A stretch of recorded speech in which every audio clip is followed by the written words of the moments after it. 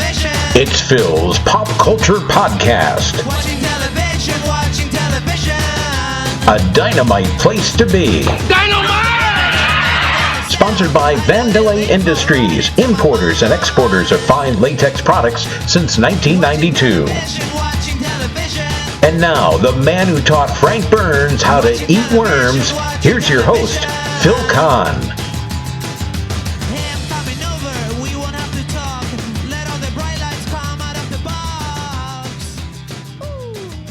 And thank you, John Meany, wherever you are. And welcome listeners to the latest edition of Phil's Pop Culture Podcast. You may know my guest today from any number of iconic roles. Comedian and actor Bill Kirchenbauer was a hilarious mainstay on the classic game show Make Me Laugh. Or maybe you remember him as lounge lizard Tony Roletti on Fernwood Tonight. Or perhaps you recall his role as the obnoxious, self-proclaimed ladies' man Todd Norman Taylor, or TNT, on the show Mork and Mindy. Chances are you remember him best as lovable Coach Graham Lubbock on the series Growing Pains and its spin-off show Just the 10 of Us. Well, all in all, Bill's played a number of countless memorable characters, and I had the good fortune of connecting with him recently for a fun trip down memory lane. Let's listen together as I reminisce about Bill's career and as I fail miserably when I try to get him to set me up with one of his gorgeous TV daughters. Hi, Bill. Thanks so much for being on the show today. Well, it's certainly nice. Is it daytime? I can't tell. I live in a room with no windows. Me too. I am fine. I'm happy to be here. I'm glad to hear that. On the cast. Indeed. Now, I first saw you way back when on the classic game show Make Me Laugh. I loved that show, and you were on it, and Bruce Babyman Baum, and Murray Langston, better known as the Unknown Comic, and several others, hosted by Bobby Van. That was terrific. Do you have any fun anecdotes from your time on that show? Well, it was a different kind of show. A lot of comedians wouldn't do it because they didn't like the idea of playing to the person who's trying not to laugh. I mean, who wants that? So I just pretty much ignored the person. I just ignored the fact that there was someone sitting there. And I played to the audience, because that's who you really went out. If they don't laugh, you got a problem. Right. But as long as the audience was laughing, and sometimes, we would shoot that show. I think they'd shoot an extra one every week that we would do it. In other words, when you go in to shoot for a week with 5 shows, they'd throw in sometimes another one. Okay. Just for the heck of it, in case something happened, in case something weird happened, or things like that. And if they do that every week, at the end of 5 weeks, they got a whole new week. So that's how they do that. And then a lot of sitcoms will do that. They'll do the show, yeah, and then they'll throw in a scene. Here's a scene from another show that we've written. And you rehearse that scene, and you do this scene. And then every week for 5 weeks, you just do this extra scene.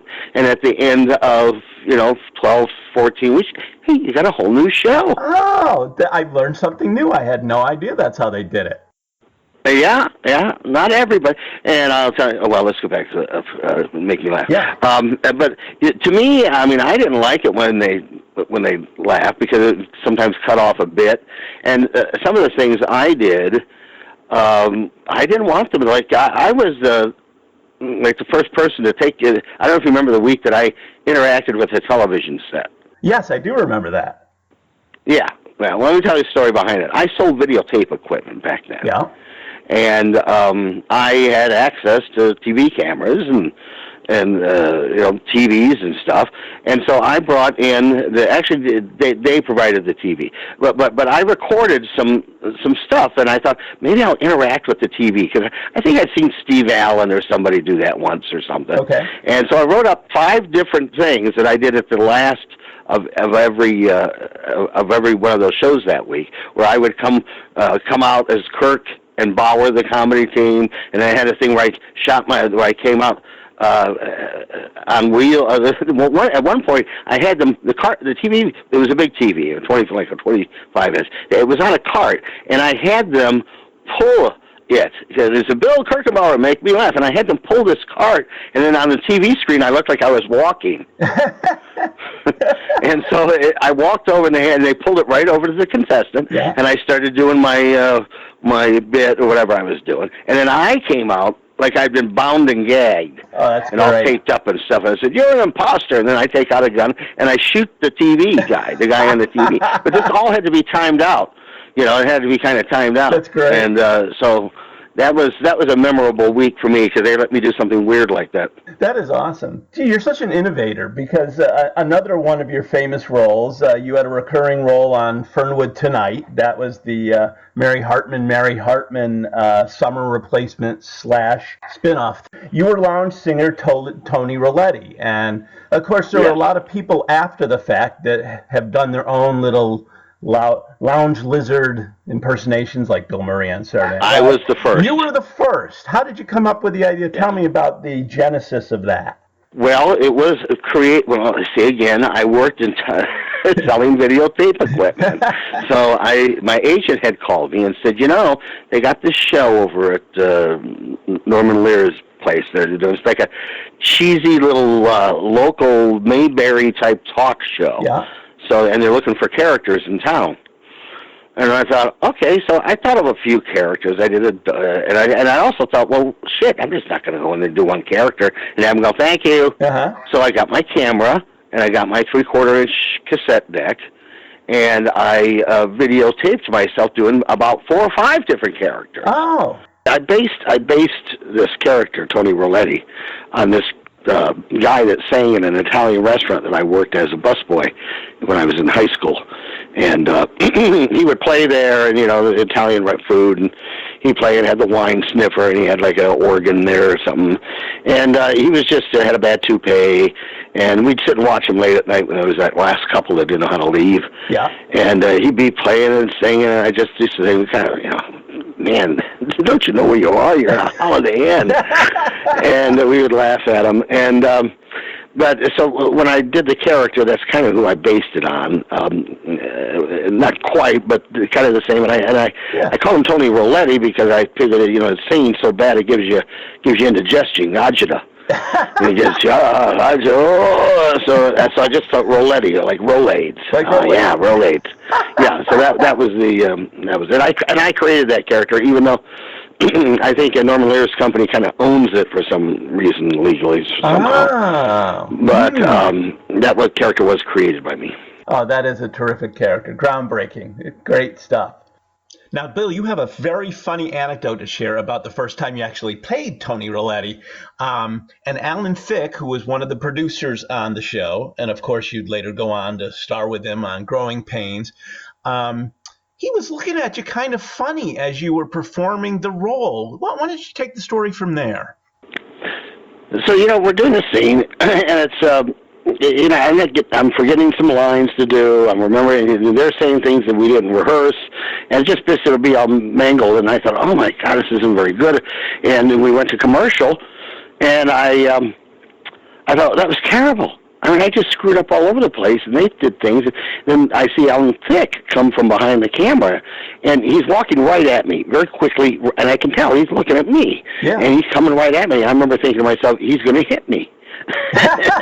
It's just the things that go through your head. I thought and he comes right up and gets right up in my face and goes, "That was fantastic. That was absolutely beautiful. Keep it up." Oh, that's great. Pats me on the shoulder and walks.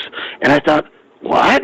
Because I thought it was horrible. But that was it, man. And I kept doing it. They kept having me back, and I enjoyed it. It was lots of fun. It was always lots of fun to work with Martin and Fred Willard. Really, really great guys. Bill, I want to talk about your most iconic role, perhaps, and that's as the irascible yet lovable Coach Graham Lubbock. First on the show Growing Pains, and then, of course, you had your own spin-off, Just the 10 of Us. Tell me a little bit more about that experience. I'm guessing you first got the role on Growing Pains because of your connection with Alan Thicke through Fernwood Tonight? Yeah, there was this part that they had. I forget what it was. I think it was like a show where he sees some of his old college buddies or something like that. Or he had a band. he was performing at a wedding or something. They had a band, and I was going to be one of the guys. I don't know, some part. I went in, and I kind of didn't really want to because it wasn't that big of a part. And I thought, okay, so I went over there, and I just kind of did the part, and I didn't get it. Oh. And then about a week later, my agent got a call from the producers and said, hey, we got this part here of this coach, and we think Bill would be perfect for it, and he doesn't have to audition. He can just have it. Oh. And that's like the only time that's ever happened in my life. Yeah. And so they said, oh, okay. So I went in, and I did this coach character. And again, it was kind of loosely based on this coach that I had in 7th grade, who we won't get into. No, come on, get into it. No, he was in retrospect, he was kind of a wacko. Okay. So I don't want to get into it. But he was a weird guy. He wasn't really like Coach Lubbock, but it's kind of like a picture I get in my head when I do things. Okay. So I went in and I did it, and then they liked it, and then I did it again, and they started calling me, and I don't know how many I did. I think I did about 6 or 8 maybe. And one of them I had to say no. I said, I got this, and I did. I had this gig that they called me like a week ahead of time. I said, I got this gig, and and I gotta do it. And they said, okay. So I don't know. I think they paid off the gig. Somebody called the comedy club or something, paid off the gig, and they paid me more money or something. I don't know, something like that. But I think I did about 6 or 8 of them. And then one day I was at home, and my wife answered the phone, and then she goes, "That's the 3 producers from the show." Yeah. And I thought, oh my God, what are they calling me for? Again, you think like Alan, think gonna hit me. This was like, oh, what did I do? Maybe they were going through the editing. I've got my one finger stuck out, and it looks like I'm going, yeah. Or that was what through my mind. I was standing there, and with the bird or something. That's what went through my head. What are they doing? Why would they call me? And so they go, hey, Bill. I go, hey, yeah, how you doing? What's up? And they go, listen, how would you like your own sitcom? Wow. And I said, well, sure. And they said, well, we just got back from ABC and blah, blah, blah. And then they start outlining this show about me with all these daughters and blah, blah, blah. And we go up there. And, I got to admit, it's not exactly the vehicle I would have chosen for myself. No? If a network had come to me and said, hey, Bill, what do you want to do? What would you have said? Well, I think I would have done something closer to kind of like a male Roseanne, because Roseanne was coming out about that year. Oh, yeah. And I had told them, I said things to them that I try to say, can we messy up the set a little bit? It's too neat for a woman that has 8 kids. I said, can we kind of, trash it up a little bit? Yeah. Can I walk around in my boxer shorts? Because I did. Well, I wanted to be the first dad to walk around in their underwear, sometimes. I wasn't going to get into the briefs thing, but, and they said, oh, no, you can't do that. And then they started having me drinking these big Foster beers, and the network put a stop to that, says it looked like I'm an alcoholic. Oh. And so, I would have done something. I think I would have done something closer to what was this show with Billy Gardell and that girl that he has. Mike and Mary or whatever. Right. Mike and Molly. Mike and Molly, right? Yeah, I would have done something probably closer to that. Yeah. Some guy at his age. But, they'd already developed the character. They figured it could be a spin-off of Growing Pains. And so I said, oh, sure. And they told us we could have a bunch of girls on the show, a big family and all that. And I said, sure. I did have an argument with him about the naming of the title. See, originally it was supposed to be, and I did a little, in fact, people go on YouTube, they can see that too. They can see my screen test for the show. Oh. And they had hired this other woman to play my wife, and then Ken Tiger, who was in it too. And it was just about a 10-minute little thing. I guess they showed the network, like, hey, here's this guy, can he act? And it's quite entertaining. But you did that, and anyway, that was supposed to be called Yo Coach. Yo Coach, or Yo Coach. Okay. Well, ABC had a problem with that because they had the show coming on Coach. Right. And they did, and so they didn't want it to get confused with that. So they went back, to their offices with their dick in their hands. They're going, "Oh, what are we calling now? I don't know." And they sat around and came through all these names. They even made a T-shirt of all these different names it could have been. I told them to call it the Kirchenbauer half an hour. There you go. They didn't like that. I like that. And then lots of Lubbocks somebody came up with, which wasn't like too that. bad. Yeah, but they had they had different names, and they came up with just the 10 of us. And one of the producers goes, "Yeah, you get it? It's just the 10 of us." See, it's funny because it's just the 10 of us. And I thought, no, people are going to say it's just the 8 is enough of us for the rest. And I argue with them. I said, this is what people will say often in the future of the history of this show. They're going to call it just the 8 is enough of us. That's right. And it happens. That's exactly what happens. Up until this day, I still have people, what did that show? The 8 is 10, 9. Right. Enough is just enough of us. Yeah. Yeah, there was some number and some, 8 or 10. Yeah, and I knew it. And to this day, 30 years later, that's exactly what happens. But they didn't listen to me. But, that's what happens. That's what happens with a lot of, when you get involved with these networks, is that they and the producers buy you for what you are, and then they try to change it or modify it. Yeah, that's crazy. And they were, at the beginning of my show, the first about 3 or 4 episodes of my show, just the 10 of us, they had an opening of me doing bits from my act. That's how they opened. They opened to a cold opening of me standing in front of a blackboard doing, doing things for my act. And what they did, and they said, "Oh, that's a funny bit. We can do that." And then they would get a guy, listen to this now, they would get a guy to write down, because I don't write that stuff down, it's not scripted. We get a guy to sit down and write out my act, and whatever that little thing was. And I would have to kind of memorize that, because it wasn't quite right.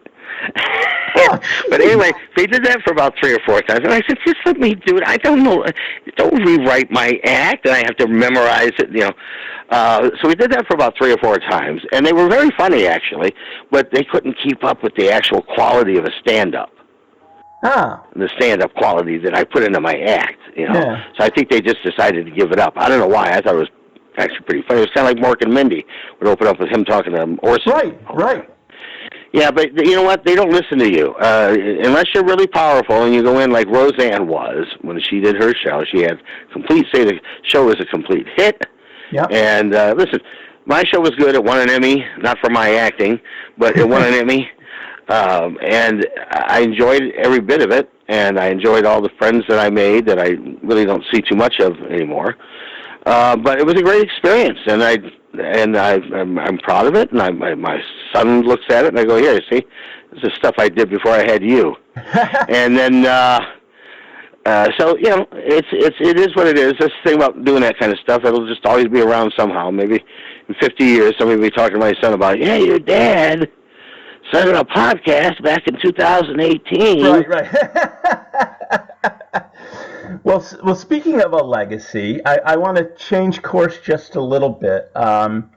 You're the son of Alfred Ellsworth Kirchenbauer and Hester Elaine Andrews Kirchenbauer.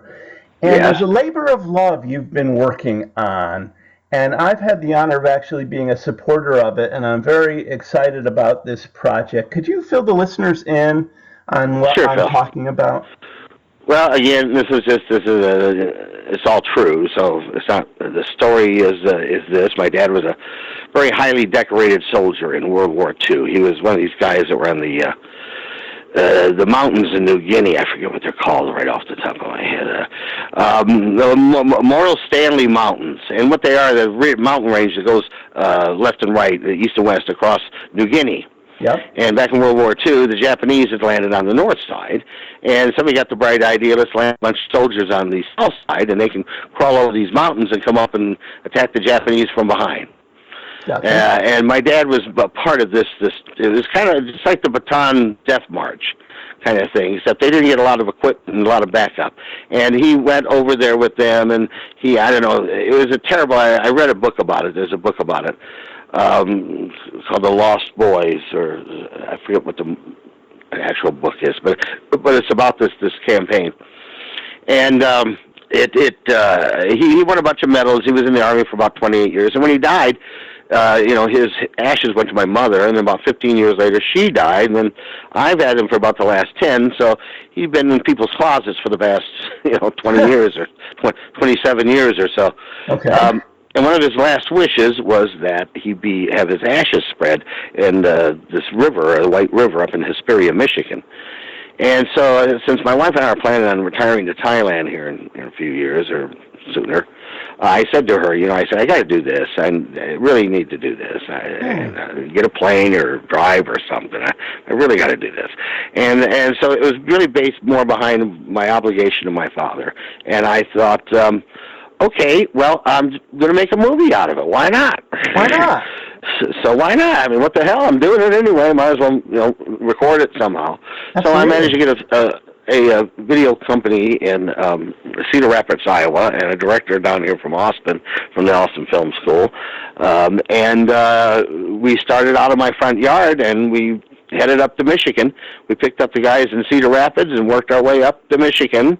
And and we improvised some stuff. It's not an all dreary thing. It's pretty funny stuff in it, actually. We give you an example. My dad always said that you made it big in Hollywood when your star is on Hollywood or in cement in Hollywood. Mm-hmm. And I couldn't really afford the Hollywood, California, but there's a Hollywood, Michigan. It's a little kind of like Four Corners, Shady Rest kind of place. Yeah.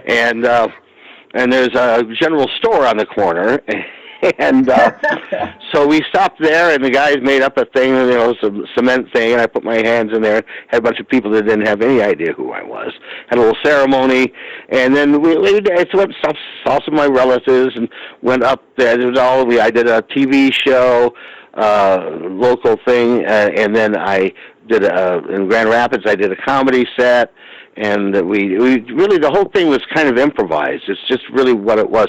And then it all culminates with me putting my dad's ashes in this river, and the VFW local guys in the rain playing taps and shooting off some guns.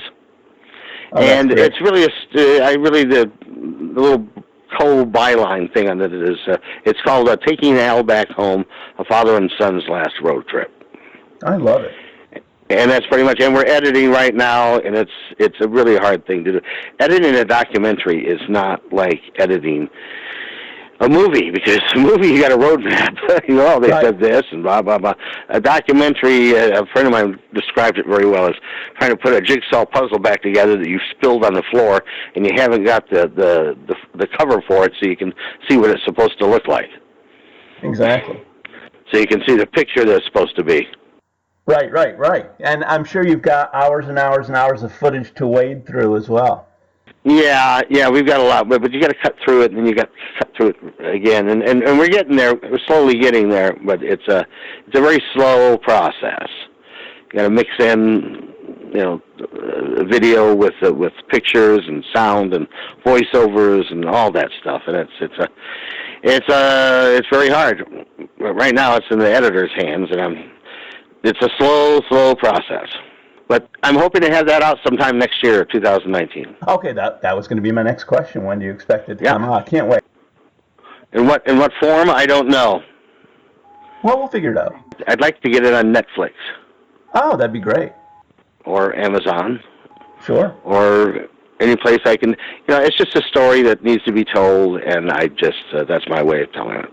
So it's really a last tribute to my dad. Gotcha. Well, we can't wait to see it, and I'll keep folks that are podcast listeners and followers of my website posted on that. I wanted to mention a couple of other little quick things, and then one other thing I wanted to revisit, then I can let you go. All right. You've had many iconic roles.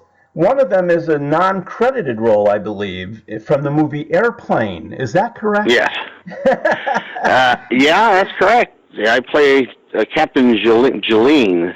Right. And I'm in the hospital ward scene. And, I don't know what happened there. Because I know they hired me. I don't know why. I don't know why my name was not in the list of credits. Yeah. So it is in my IMDb. Right. It says I was in it. In fact, there's an IMDb thing in my Oh, no, but I was in that. It's interesting. Just recently, somebody sent me a clip from a film that I was in, and I can't remember doing it. Really? Which one was it? I can't remember. Oh, I remember doing it, and now I think I just did. I think I just did right now. I've done so many little things. I did a pilot once over in one of those frat houses outside of UCLA, and after a while you do so many things. But yeah. To answer that, yes, I was in that, and I got that. I just went in there and acted crazy, because that's what the character was. I got up on a couch and lifted one of the drop ceiling panels, and then we can get out this way.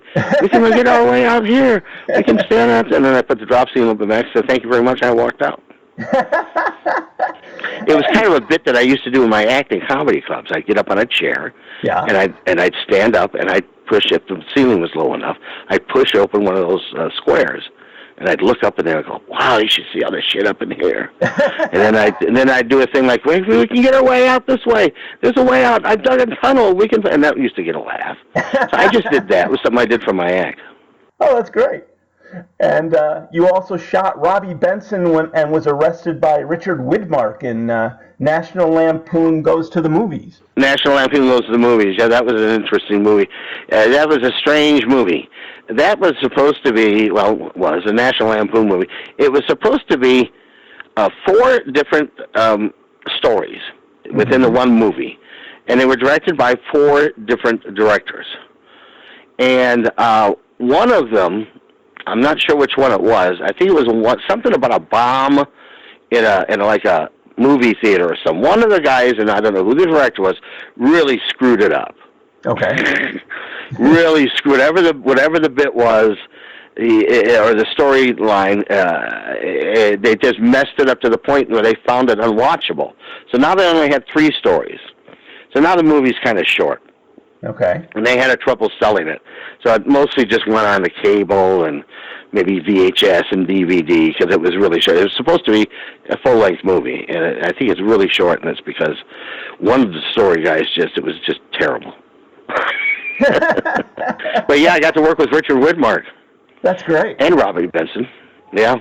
Why'd you shoot Robbie Benson? I never saw the movie, so why did you shoot him? It goes under National Lampoon Goes to the Movies, I think. Yeah. Is what it's called. It might have another name too, a.k.a. I forget what it is.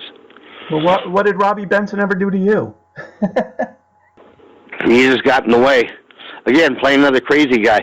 Just like, I was in Skate Town, USA. Oh, yeah. There's another movie. I played a crazy guy in that too. Dude, you're getting typecast here, Bill. Yeah, I got a little bit too much there for a while, actually. So my act was kind of the crazy guy thing, so I don't know. Either that or the Lothario, like Todd Norman Taylor, TNT, as we talked about earlier on Mork and Mindy. I loved him. He was funny. That was a funny character. Oh, yes. I get people asking me to do movies sometimes, and first thing I ask them is it union? Because I can't do it. People just assume, I can do a movie. I can do a movie. You can be a... No, I'm a union actor. So anyway, that's usually the end of the conversation there. And then I get stuff where, and I do movies occasionally. I'll do small parts, but it has to be something that I haven't done before. Something where I do play. And, in fact, I'm pitching a movie right now, kind of a horror movie. Oh, really? But, I've never done that. I've never done a horror movie, and I wouldn't mind doing it. Oh, that'd be cool. What about Shakespeare? I could see you playing maybe... I'm not good enough to do Shakespeare. You got to be trained. You got to be trained in that stuff. You got to start these, thou, this, and thine, and all that for about 2 weeks to get into that. I'm not a Shakespeare kind of guy.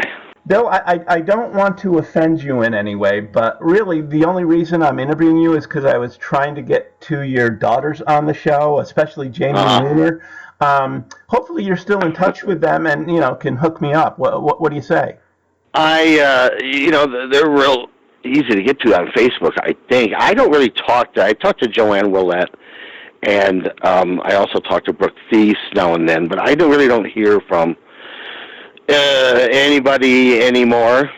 I mean, it's 30 years ago, they got their own lives and stuff, and I don't live in California. They all seem to kind of live in California. Well, now Joanne Willette moved, actually. She moved to Georgia, actually.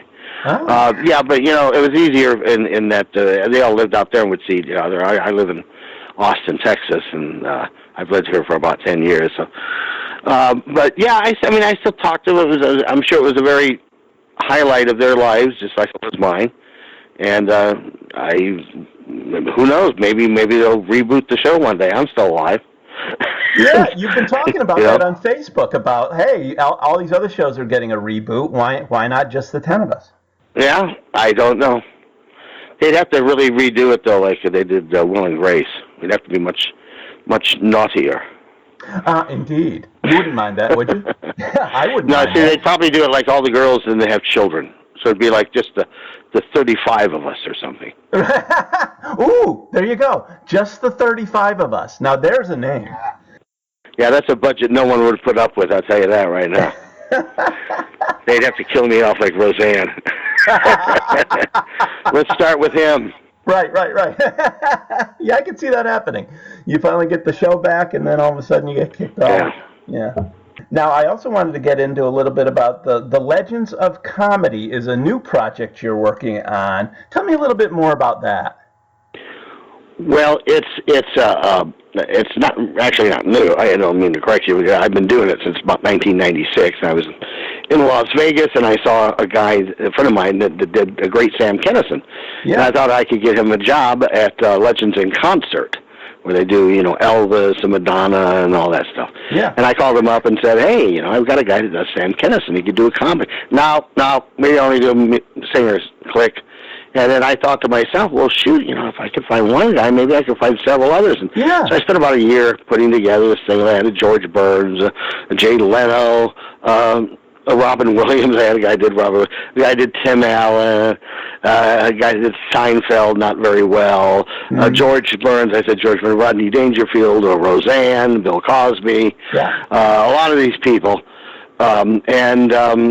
I put together a troupe of people, and I did Legends of Comedy for several years in different places, casinos, and then just recently, though, I've been doing this Robin. It's called Robin, the Ultimate Robin Williams Tribute Experience. Yeah. And it stars Roger Kabler, a very, very talented old friend of mine who I used to hire for this show to do Robin Williams. And so we do this tribute show between the two of us. I come out and do the opening act. I talk about Robin because I worked with him, and I show some videos, and then Roger comes out and does about 50 minutes to an hour of Robin Williams doing a stand-up act. And then I come back out for about 5-10 minutes, and then Roger comes back out and does his impressions as him. Oh, cool. So it's quite a show. We get a lot of standing ovations. Roger gives it his all, and he's a very talented guy. And it's a tribute to Robin. A lot of people are saying to me, well, it's too soon. First of all, it's been about 4 years as we speak right now. It's been about 4 years. And, and I always say, well, when is that magic time? Because it's a lot like Elvis. People so loved Elvis. They didn't want to let go. They didn't want it to be the end of the show. They wanted those on. So, so you have this huge Elvis impersonator business worldwide for people to try to experience the reasonable facsimile of going to an Elvis show, the excitement and the songs. And there's some great Elvis impersonators. So people love these characters, and they don't want to let go. But I think the same thing is true with Robin Williams. People, loved him so much and lost him too early, and they want to be able to go to a live show and, just sit back and watch two-dimensional YouTube videos and come and feel that experience that they got in one of his shows. Absolutely. And I have to tell you, from knowing Robin myself and watching many, many, many, many shows that he did, that Roger does a very successful job of recreating that. I've heard he's excellent. Now, where can folks find out more information, such as the schedule of... Well, if they go to robinexperience.com, that's robinexperience.com, they can see some videos and some pictures and our list of where we're going to be appearing all over the country. Yeah. You're going to be in New York soon? Northeast. Yeah, we're going to be in November. We're going to be at the Del Lago Casino. Oh, where's that? It's outside of Buffalo. I forget the name, Awagua or some sort of name of a town. Sounds like it's an Indian word. So it's called the Del Lago. Okay, I'll have to look it up. And we're going to be there, and then a few things around the Boston area, Massachusetts, and just go to robinexperience.com and they can see where it's going to be. It gets updated daily. We're going to be in Chicago next week, and then we're going to be in Duluth and some casinos around there, and then my friend Gallagher says, everywhere eventually. Everywhere eventually. I love it. All right, we'll have to check that out. Well, thanks, Phil. I appreciate talking to you, and I hope bid adieu to your listeners worldwide. The show, just to tell you, was a worldwide show. It was in Hong Kong. I remember seeing myself in Hong Kong. It was a really big hit in Spain and different places. So, and then my English-speaking foreign friends, I'm still around. Yes, you are, and you'll be retiring to Bangkok sometime soon, and. Yes, I'm going to be spending my days in Bangkok. I like Thailand and Southeast Asia generally, but I really like Thailand. Well, this has been a blast. I appreciate your time. I hope you stay in touch, and I wish you nothing but the best, Bill. Well, thank you, Phil. Same to you. Thank you. Take care. Take care. I'd like to thank today's guest, Bill Kirchenbauer, for an extremely fun and interesting chat. Bill, I hope you realize you don't have to wait a couple of years until you retire to Bangkok to make the world your oyster. It already is. But remember, like Murray had warned you, make sure you get your kicks above the waistline, sunshine. Watching television. We hope you've had a dynamite time listening to this edition of Phil's Pop Culture Podcast. Join us again next time for another stroll down memory lane. Until then, let's be careful out there.